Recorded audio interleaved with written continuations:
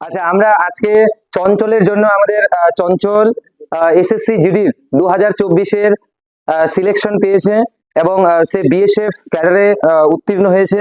আমি আরেকবার বলবো জোরে জোরে হাততালি হোক তার জন্য। এবং তার পরবর্তী যে কর্মজীবন, সে কর্মজীবন যেন অত্যন্ত শুভ এবং মঙ্গল হয় এবং আমাদের দেশের জন্য একটা কন্ট্রিবিউট করে, এটা আমাদের কাছে অত্যন্ত গর্বের এবং আনন্দের বিষয়। তো আমি এই ছোট্ট যে সেলিব্রেশনটুকু সেটা শুরু করার আগে আমার কিছু কিছু ভাই বোনেরা এবং ছাত্রছাত্রীদের মিলে একটা ছোট্ট আমরা প্ল্যান করেছি, আয়োজন করেছি তাকে উৎসর্গ করার জন্য এবং তাকে ডেডিকেট করার জন্য। তো প্রথম আমাদের একটা সুন্দর নৃত্য নিয়ে আমাদের সামনে হাজির হয়েছে অন্তরা বর্মন। জোরে হাততালি হোক অন্তরার জন্য।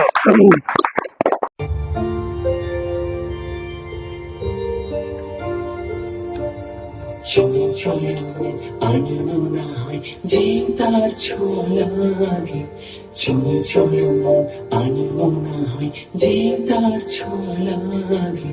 ভোরের আকাশে আলো দেখে পাখি যেন জাগে, চলে চলে আনন্দ না হয় যে তার ছোঁয়া লাগে, চলে চলে আনন্দ না হয় যে তার ছোঁয়া লাগে।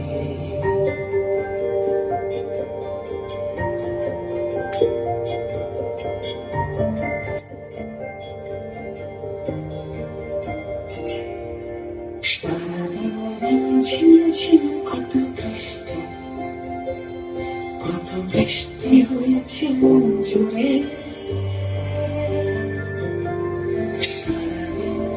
ঝিমঝিম কত বৃষ্টি, কত বৃষ্টি হয়েছে মন জুড়ে। দিশাহারা কোনো পাতা যেন ঝড়ে মুখে থেকে উড়ে, চোখের পাতায় এত স্বপ্নে ভিড় হয়নি তো আগে। ভোরের আকাশে আলো দেখে পাখি যেন জাগে, চঞ্চল আনন্দ না হয় যে তার ছোঁয়া লাগে, চঞ্চল আনন্দ না হয় যে তার ছোঁয়া লাগে। ভোরের আকাশে আলো দেখে পাখি যেন জাগে, চঞ্চল আনন্দ না হয় যে তার ছোঁয়া লাগে। অপেক্ষা করে বসে আছি এতক্ষণ ধরে এবং সে আমাদের সঙ্গে সময় দিতে পেরেছে, এটা সত্যি একটা খুব ভালো লাগছে। যে চঞ্চলকে আমি কালকে বললাম যে তোকে কালকে আসতে হবে, রাত্রি করে বলেছি, বলছে কোনো ব্যাপার না দাদা, অবশ্যই আসবো। তো আমার কথাটা রেখেছে, এই জন্য আমি খুবই গর্বিত এবং আনন্দিত। এবং সে সত্যি বলছি এতটা স্ট্রাগল করে এই জায়গাটুকু ধরে রেখেছে, এটা মারাত্মক ব্যাপার। এই জন্য প্রথমেই আর কিছু না কথা বলে সঙ্গে সঙ্গে আমি ডেকে নিচ্ছি আমাদের এসএসসি জিডির যে 2024-এর যে বিএসএফ বালা, এখন সেলুট করে জোরে হাততালি মারি এবং আসতে বলি এখানে। এবং সবাইকে বলবো অবশ্যই অবশ্যই অবশ্যই একটু সবাই উঠে আমাদের জাতীয় সঙ্গীত শুরু করি এবং আমাদের যে যে দেশের যে সংহতি, সেই সংহতিটাকে বজায় রেখে আজকের আমরা ছোট্ট এই অনুষ্ঠানটুকু শুরু করে দিচ্ছি। अधिनायक जय हे भारत भाग्य विधाता, पंजाब सिंध गुजरात मराठा द्राविड उत्कल गंगा, विंध्य हिमाचल यमुना गंगा उज्जल जलधि तरंगा। तव शुभ नामे जागे, तव शुभ आशीष मांगे, गाहे तव जय गाथा।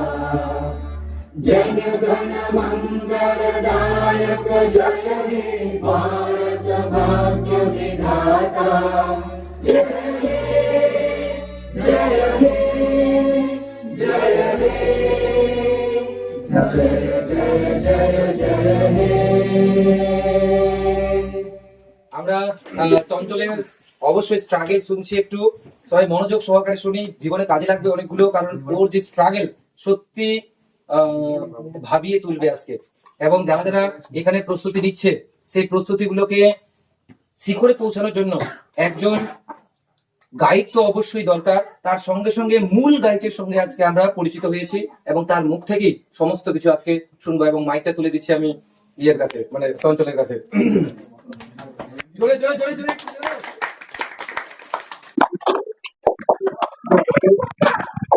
এই চলে আয়, চলে আয়, বাইরে দাঁড়া আছিস, বস। চঞ্চল, লোকের পিছনে, একজন সাকসেসফুল লোকের পিছনে আমরা নাকি জানি একজন অন্য কেউ থাকে, তো সেটাও জানবো। তো দেখা যাক কার হাত ছিল। উপরওয়ালার তো হাত অবশ্যই আছে, তার সঙ্গে সঙ্গে যদি মানে ওই পার করার জন্য সে যদি থাকে, সেটা যদি চঞ্চল আজকে শেয়ার করতে চায়, সেটা শেয়ার করতেই পারে। আর অবশ্যই শেয়ার করবো, কারণ ক্যামেরা চলছে। ঠিক আছে, বেস্ট অফ লাক ইয়ে চঞ্চল। Thank you. এবং তোকে অত্যন্ত শুভেচ্ছা জানাচ্ছি যে ভবিষ্যতের জন্য, যেটা কর্মজীবন শুরু হচ্ছে আমাদের আস্তে আস্তে। এবার এখন তো কর্মজীবন অনেক, একটা জীবন শেষ হলো, এবার অনেকটা কাঁধে বোঝা নিয়ে আমাদের এগোতে হবে, কারণ আমাদের দেশকে কন্ট্রিবিউট করার জন্য আমাদের এইরকম নওজোয়ান অবশ্যই দরকার। এবং যারা যারা এখানে বসে আছে সবাইকে আমি বলবো, নিজের এইমটাকে ধরে রেখে যদি আমরা এগোতে থাকি, একদিন না একদিন সফলতা অবশ্যই মিলবে। তো সেটা আমার মুখ থেকে নয়, আজকে আমরা মুখ থেকে শুনবো হচ্ছে চঞ্চলের মুখ থেকে। তো big round of applause for চঞ্চলের। প্রথমে প্রশ্ন, চঞ্চলের প্রস্তুতি কবে থেকে শুরু হয়েছিল মোটামুটি? শুরু বলতে আমার 2019 থেকেই শুরু হয়েছিল, বাট ওরকম মানে এক্সপিরিয়েন্স ছিল না বা প্রস্তুতি ছিল না, যে আমি নিজে থেকে ভাবতাম যে পরীক্ষা দিয়ে আসি কেমন হবে। প্রথম থেকে এক্সপিরিয়েন্স করার জন্যই প্রথমে পরীক্ষা দিয়েছিলাম। আচ্ছা, যেমন 2019-এ আমি প্রথম WBP পরীক্ষা দিই। হুম। WBP তে আমি প্রিলিম পাস করি, আচ্ছা, এবং মানে ঠিক গাইডেন্সের অভাবে বা আমি ঠিক প্র্যাকটিস না করার কারণে আমি ফিজিক্যালি আনফিট, মানে রান করতে পারিনি। তারপর লকডাউন পড়ে গিয়েছিল। 2020-তে সেটা। কুড়িতে আচ্ছা, আচ্ছা। লকডাউন শুরু হয়ে গেল। হুম। তারপর থেকে তো কলেজে লকডাউন পড়ে গেল, কলেজ থেকে আমি ভর্তি ছিলাম। হুম। তারপর থেকে 2022-এ আবার SSGD ফর্ম ফিল আপ শুরু হয়। হুম। আমি ফর্ম ফিল আপ করি, কিন্তু করার পরেই তারপরে যে মানে প্রিলিমস পাস করি, বাট যে নাম্বার ছিল, মানে প্রিলিমস না, সেখানে একটাই পরীক্ষা হয় SSGD তে। SSGD। হ্যাঁ, তো এক্সাম করেছিলাম, মানে মানে এক্সামটা কোয়ালিফাই করেছিলাম। আচ্ছা, সেটা কি মানে TCS কন্ডাক্ট করতো হ্যাঁ, নাকি TCS আগে TCS conduct হ্যাঁ, করতো? TCS শিলিগুড়ি শিলিগুড়ি স্টুডেন্ট ইনস্টিটিউটে এক্সাম। আচ্ছা, বেশ। আমি দেওয়ার পর আমি এক্সাম ক্লিয়ার করি, বাট আমার যে নাম্বার ছিল আমি ভাবতাম যে নাম্বারে হবে না, সেই জন্য আমি আর ফিজিক্যালি যাইনি।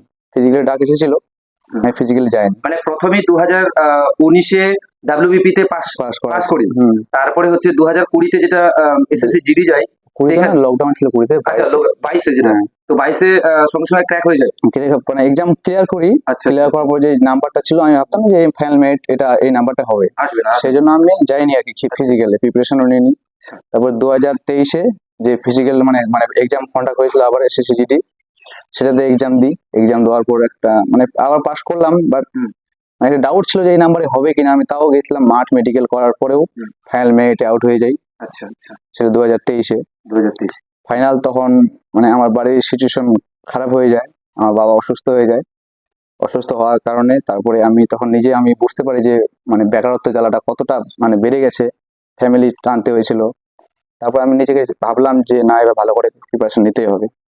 তারপর আমি এমনি কোচিং ছাড়াই, বাট আমি ইউটিউবে আমার সাবস্ক্রিপশন নেওয়া ছিল। Good.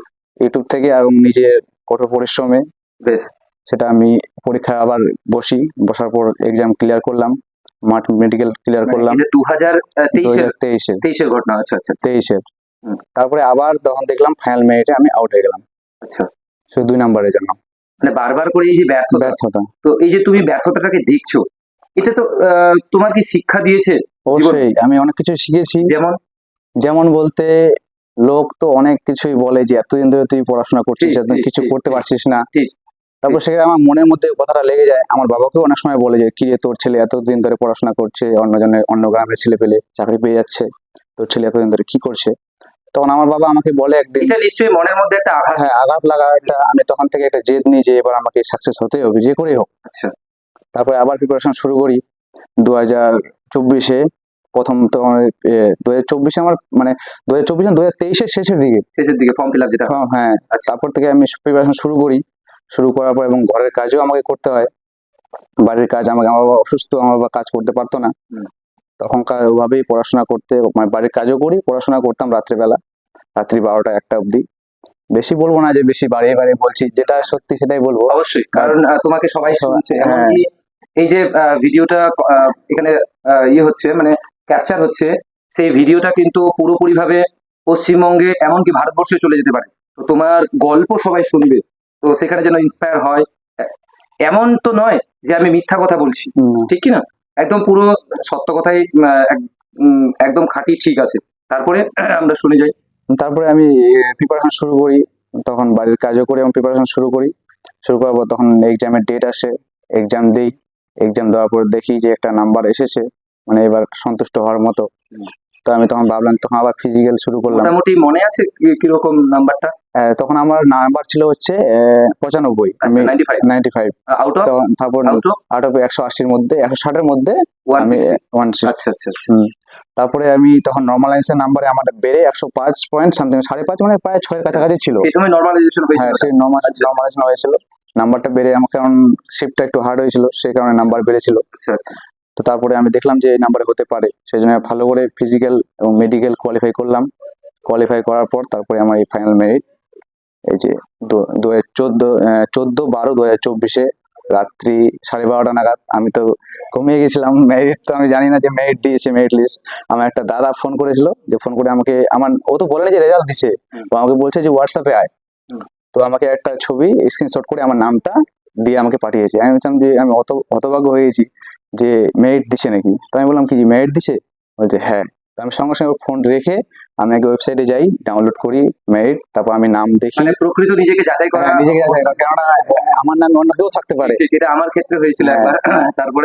তারপরে আমি নিজে ডাউনলোড করি, ডাউনলোড করার পর আমি আমার নাম দেখি, আমার বাবার নাম মেলাই, আমার রোল নাম্বার মেলাই, তারপর একটু বিশ্বাস হয়েছে। তারপরে সেই রাতেই আমার মা আবার আমি ঘুমাচ্ছিলাম, আমার মা আবার বুঝতে পারছে আমি স্বপ্ন শুনছি মনে হচ্ছে, যে আমি কার সাথে বকবক করছি। না, সেটা তো আমার ঘরে চলে আসছে, ঘরে আসার পর বলছে কি করছিস তুই রে, স্বপ্ন শুনছিস নাকি? বলছে না না, রেজাল্ট দিছে আমাকে। তখন একটা দাদা ফোন করছে, তো বলছে রেজাল্ট দিছে। তো মা ওখানে দাঁড়ায় আছে, তখন দাঁড়ায় থাকার পর আমি বলছি যে কি হলো। তা আমি তখন আমি যে দাঁড়াবো, রেজাল্ট দিছে, আমাকে বিলাতে দাও। আমি যখন আমি বললাম যে আমার সিলেকশন হয়ে গেছে, এবার সিলেকশন হওয়ার পর আমার মা বাবা, আমার মা তো ঘুমাতে পারে, আমার বাবা ঘুমাতে পারেনি। না, খুবই ভালো। জার্নিটা শুধু এটা কি মনে হচ্ছে, তোমাদের কি মনে হচ্ছে, জার্নিটা কি ছোট নাকি লং জার্নি? একটা লং জার্নি। তাহলে আচ্ছা চঞ্চল, তুমি এর মধ্যে আমার আরো আছে, মানে না ঠিকই আছে, আমি বলি এর মধ্যে আমার আরো মানে ফেলিওর কথা আছে, নিশ্চয়ই, মানে অনেক কিছুই আছে, তুমি কিন্তু আজকে শেয়ার করো, সবাই inspire আমার হবে তো মানে ডেট ক্লোজের কোনো জিনিস মনে নাই। একবার আমি মানে বিএসএফ ট্রেডসম্যানে মাঠ, ওটা তো মাঠ, ট্রেডসম্যান। হ্যাঁ, আচ্ছা আচ্ছা। মাঠ ক্লিয়ার করি। ক্লিয়ার করার পর তখন আমার যে টেট টেস্ট হয়, একটা ইন্টারভিউ এর মতো টেট টেস্ট হয়, সেখানে আমাকে আনফিট করে দেয়। মাঠ মেডিকেল ক্লিয়ার করার পর, মানে মেডিকেল হয়, মাঠ করার পরে আমাকে তখন ইন্টারভিউটা আনফিট করে দেয়। তারপর সিআরপিএফ ট্রেডসম্যানে, সেখানেও আমাকে মাঠ কমপ্লিট করার পর আমাকে চেস্টে, আমি তো চিকন, তো আমাকে তখন চেস্টে, এখন তো তখন ওখানে আমাকে মানে আনফিট করে দেয়। এরকম ফেলিয়ার আছে আর কি অনেকগুলো। আচ্ছা, এবার আমার একটা ছোট্ট প্রশ্ন। যেদিন এই যে 14/12, হ্যাঁ, 14/12 এটা কোনোদিনও ভোলার না। আচ্ছা, যেদিন তুমি সকালবেলা মানে ভোরবেলা আমাকে এটা হ্যাঁ, পাঠিয়ে দিলে না, তো আমি এতটা সন্তুষ্ট হয়েছিলাম, এতটা খুশি হয়েছিলাম যে আমি এক্সপ্রেস করতে পারছি না যে না, একটা বিশাল বেকারত্বের জ্বালা কতটা, সেটা একজন যারা প্রিপারেশন নিচ্ছে সে বুঝতে পারবে যে বেকারত্ব জ্বালা কতটা হয়। তো প্রথম যখন তুমি দেখলে, যখন তোমার মায়ের বা বাবার চোখ থেকে যখন ওই যে অবশ্যই আনন্দের যে একটা উৎসাহ হয়ে যাচ্ছিল, সেটা তোমার কেমন হচ্ছিল? ওই ফিলটা কেমন হচ্ছিল? ফেল তো দাদা, একটা কথা বলতে গেলে, এই যে রাত্রে বেলা ঠিকঠাক মানে মানে কেউ বুঝতে পারেনি যে রেজাল্ট আসবে, আচ্ছা আচ্ছা। সে কারণে অতটা মানে বুঝতে পারেনি। তারপরে হ্যাঁ, তারপরে সকালবেলা যখন বাইরে আসি, তখন বলি মানে সবাইকে কাছাকাছি, তখনকার একটা যে মানে ভাবছি বা বেকারত্ব জ্বালাটা কমলো, জিনিসটা দেখলাম। তো আমার সব থেকে এটার ভিতরে খুশি হয়েছে আমার দাদা। আচ্ছা, সব থেকে বেশ খুশি হয়েছে আমার দাদা। আর সাপোর্ট থেকে সব থেকে আমাকে যে সাপোর্ট করেছে আমার দাদা। আমার বাড়ির লোক, মা বাবা তো আছেই, আমার দাদা সব থেকে আমাকে বেশি সাপোর্ট করেছে। আমার দাদা আমাকে বলেছে যে তোর যা কিছু লাগে আমি তোর বহন করবো, তুই চাকরি করে যা। আচ্ছা আচ্ছা, বেশ, খুবই ভালো। আমি আরেকবার হাততালি দিতে বলবো। আচ্ছা, এবার আমার একটু অন্য টাইপের কোশ্চিন আসুক, আমরা তো শুনলামই। আচ্ছা, একটু যদি সিলেবাসের দিকে যাই বা হচ্ছে যদি আরেকটু যদি গভীরে যাই, যদি দেখি যে প্রিপারেশন করতে গেলে মোটামুটি শুধুমাত্র কি ম্যাথকে দেখা উচিত, মানে আমি সিলেবাসের কথা বলছি, জাস্ট ম্যাথকে দেখা উচিত, রিজনিং কে দেখা উচিত, নাকি ওভারঅল সমস্ত কিছুকে নিয়ে চলা উচিত? এটা না। তুমি কি কেমন মনে করছো? মানে মানে এটা এখন যে কম্পিটিশন বেড়ে গেছে Yes, দাদা, yes, এখন যে yes. কম্পিটিশন বেড়ে গেছে, এখন সব দিক থেকে স্ট্রং হতে হচ্ছে। কেননা শুধু অঙ্কেতে পড়ে থাকলে হবে না, আচ্ছা, শুধু জিকে পড়ে থাকলে আমি রিজনিং, হিন্দি, আমাদের তো হিন্দি গ্রামার থাকে, এসএসজি হিন্দি এবং Yes. ইংলিশ অপশনাল, যে কোনো একটা একদম, চয়েস করতে একদম। হবে। তো আমার যেটা ছিল সেটা হচ্ছে আমি একটু অঙ্ক কমই পারতাম, মানে বলা চলে অঙ্ক।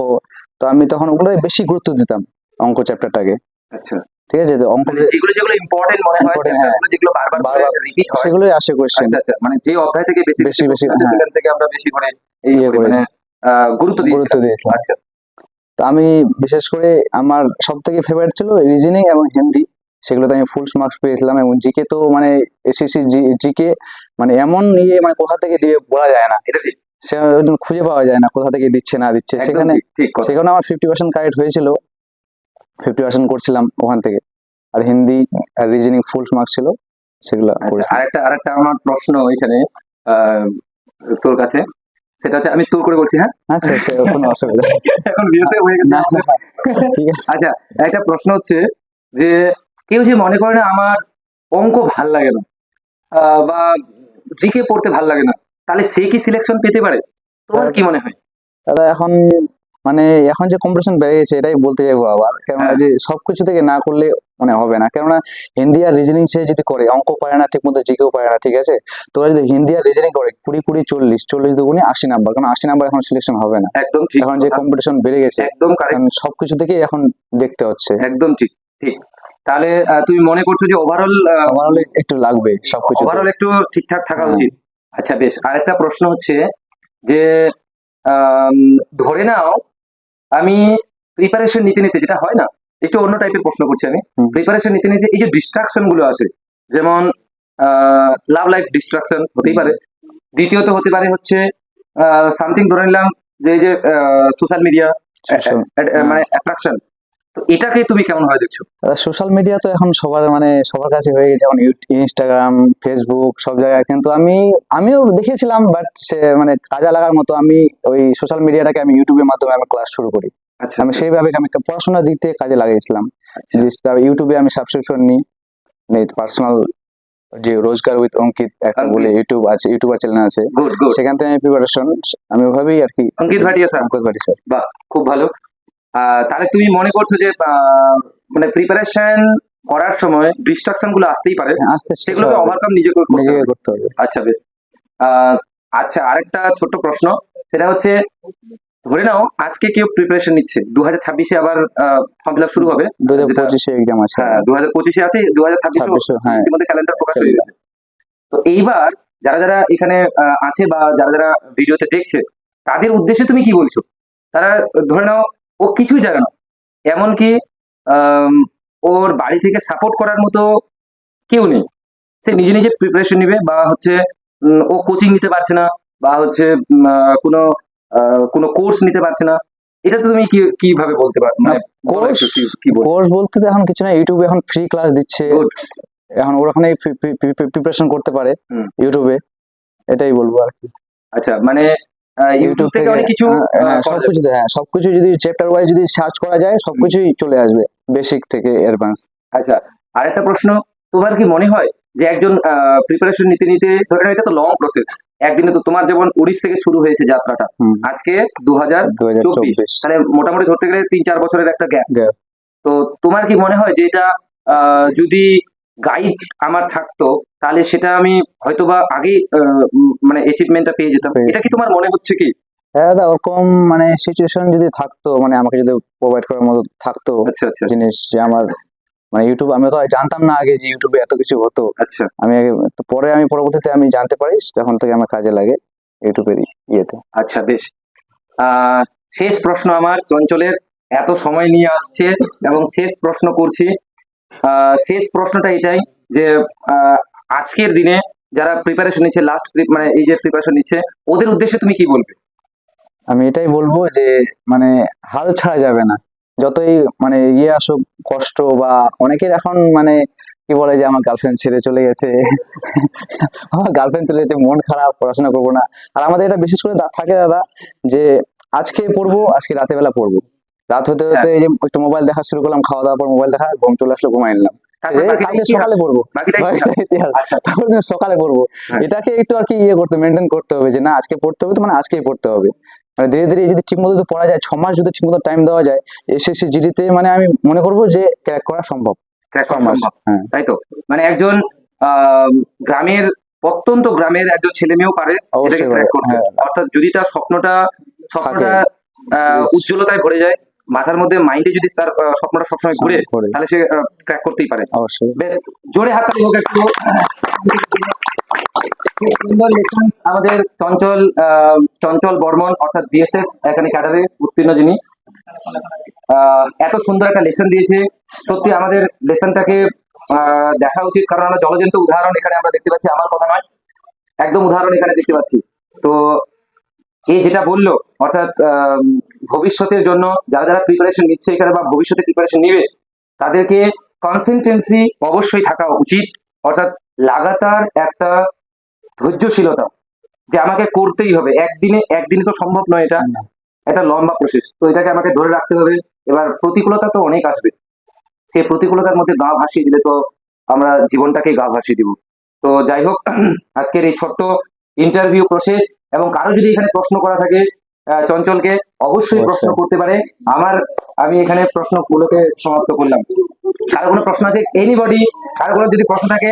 আজকে উপস্থিতির হার অনেক কম, আমি অত্যন্ত মর্মাহত হয়ে গেলাম যে এতটা উপস্থিতি কম থাকবে। সবাইকে আমি আসতে বলেছিলাম যে আসুক, এবং আমার তো কথা সবসময় শুনে আজকে জলযন্ত্র উদাহরণের একজন প্রকৃত বাস্তব একজন যিনি সিলেকশন পেয়েছেন, তার কাছ থেকে শিখুক, এটা একটা বিশাল লাভ। কারো কোনো প্রশ্ন আছে এখানে? এনিবডি? একটা প্রশ্ন মনে হচ্ছে, দুটো প্রশ্ন জাস্ট, আমি একটু দুটো প্রশ্ন করছি, একটু অন্য টাইপের প্রশ্ন করছি। আমি প্রথমে যেটা প্রশ্নটা করেছিলাম, এবার আবার প্রশ্ন করছি। একজন সাকসেসফুল লোকের পিছনে, আমরা এটা শুনেছি নিশ্চয়ই, একজন সাকসেসফুল লোকের পিছনে একজন নাকি নারীর হাত থাকে। তো আচ্ছা, চঞ্চলের যে এত বড় একটা সাকসেস, জীবনে এত বড় একটা সাকসেস, তো চঞ্চলের জীবনে কোন চঞ্চলা ছিল নাকি?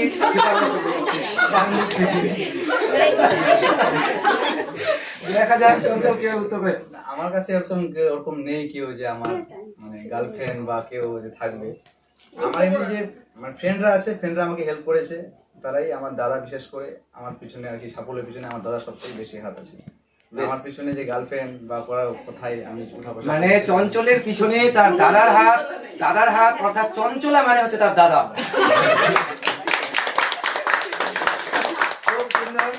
এই যে বললাম না যে সাকসেসফুল লোকের পিছনে, সেটা যে প্রেমিকাই হতে হবে তার তো কোনো মানে নেই, কেউ তো তার মা বাবা সাপোর্ট তো অবশ্যই আছে। তার সঙ্গে সঙ্গে আমি যেটা বললাম, চঞ্চল পরিষ্কার ভাবে উত্তর দিয়ে দিল।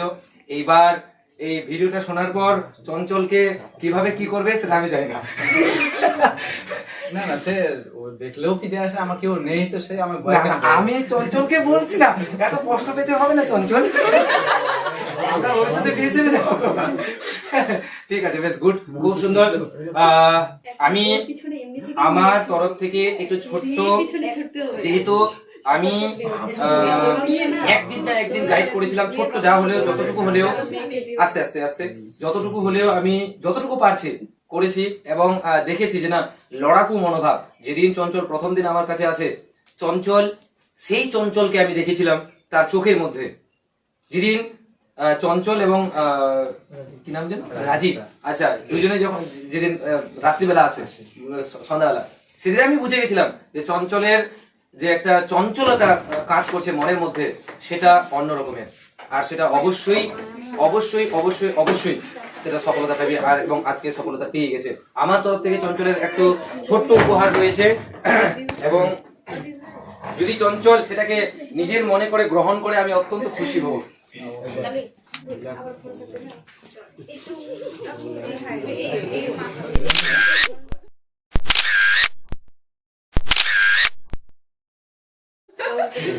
ভালো করে দিয়ে দিন। ভালো করে দিব না, ভালো করে দিব। আমি নিজের হাতে খাওয়াচ্ছি আজকে চঞ্চলকে। ভালো করে খাবেন। ভালো করে খাওয়ান। বলে বসে। আরেকটা, হ্যাঁ, আরেকটা।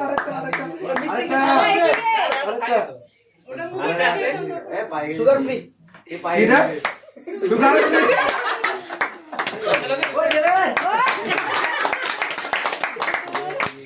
ওই এটাকে যদি এক্ষুনি খুলি খুব ভালো লাগবে, এক্ষুনি খুলে আর তারপরে আমি এটাকে করে দিচ্ছি, খুলে রাখি। মাইকেল নোবেল কেমন আছে? तेरा घर ये नहीं है जगह खाली नहीं है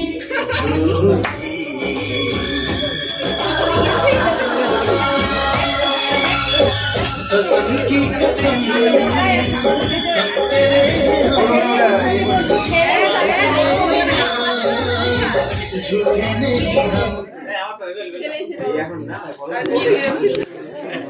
জোরে জোরে জোরে জোরে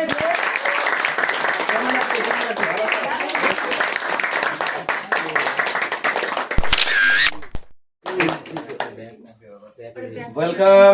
এবং ভবিষ্যতে যেন এইরকম আমরা চঞ্চলকে আরো পাই, আমি সবার কাছে কামনা করছি। এবং আমাদের দেশকে কন্ট্রিবিউট করার জন্য, আমি বারবার করে দেশকে বলছি, দেশকে কন্ট্রিবিউট করার জন্য অবশ্যই এগিয়ে যাব এবং যেন আমাদের দেশ যেন সর্বশ্রেষ্ঠ হয় এবং শস্য শ্যামলা তো অবশ্যই আছে, তার সঙ্গে সঙ্গে আরো যেন আমরা উজ্জ্বলতায় ভরে তুলতে পারি দেশকে এইরকম নওজওয়ানের জন্য। জোরে জোরে জোরে জোরে ওয়েলকাম, ভেরি ওয়েলকাম। এবং কোনো কিছু যদি বলার ইচ্ছা হয় অবশ্যই বলতে পারি। একাডেমি বিশেষ ধন্যবাদ এত কিছু করার জন্য। এবং কবে তোর পোস্টিং, মানে কবে যাচ্ছিস তুই? এখনো তো আসেনি, বললাম রোজগার মেলা 21 তারিখে রোজগার মেলা আছে। আচ্ছা আচ্ছা আচ্ছা, বুঝে যাবে কবে পোস্টিং বা কোথায় পড়ছে ট্রেনিং সেন্টার। আচ্ছা আচ্ছা, ঠিক আছে। আমরা চাইবো তুই ভালো জায়গায় পোস্টিং পা এবং সেখানকার যে পরিস্থিতি, সেই পরিস্থিতি যেন অবশ্যই সামলানোর একটা বিশেষ দায়িত্ব এখন কাঁধে, অনেকটা দায়িত্ব, সেটাকে বহন কর এবং সুস্থ থাক, ভালো থাক এবং তোর পরিবার অত্যন্ত ভালো থাকুক। এবং এই কামনা করেই আজকের এই ছোট্ট যে কংগ্রাচুলেশন যে একটা অনুষ্ঠানের আয়োজন করা হয়েছিল, সেই আয়োজনটা এখানে সমাপ্ত করছি। এবং আমাদের একটা সুন্দর নাচ আছে, নৃত্য আছে, সেই নৃত্যের জন্য অবশ্যই ডাকবো আমাদের কৃষ্ণা ম্যাডামকে। জোরে জোরে জোরে। এবং শেষ ম্যাচ দেখবো চঞ্চলের নাচ। তাড়িয়ে তাড়িয়ে তাড়িয়ে।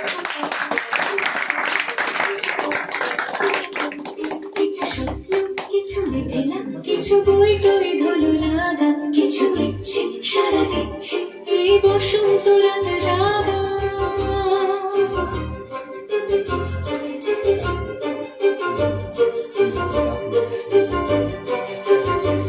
মম চিনতে মাস ফিরতে আজ পলাশ ফুলের কাব্য নিতে নিতে ফুল ছিঁড়তে শুধু তোমার কথাই ভাববো। আজ হাওয়া বেপরোয়া দিল সন্ধে পথের সাথে এই দিকে লাগবে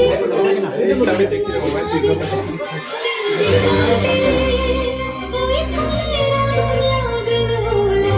আলো লাগলো নীল দিগন্তে বসন্তে সৌরভে শিখা জাগলো বসন্তে নীল দিগন্তে।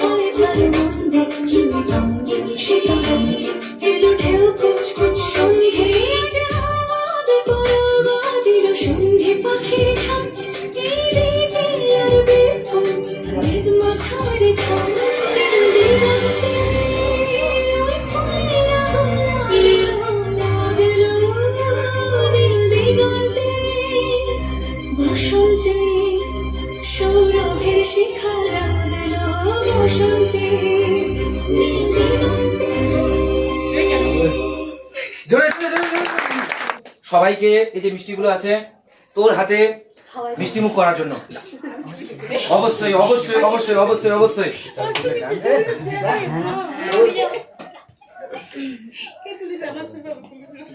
মাস্টার বাবু চলে চলে চলে পুলিশ বাবু মাস্টার বাবু যা না আমাদের ওই এসে চলে চলে চলে এ ওগুলো ওকে একটু সাহায্য কর।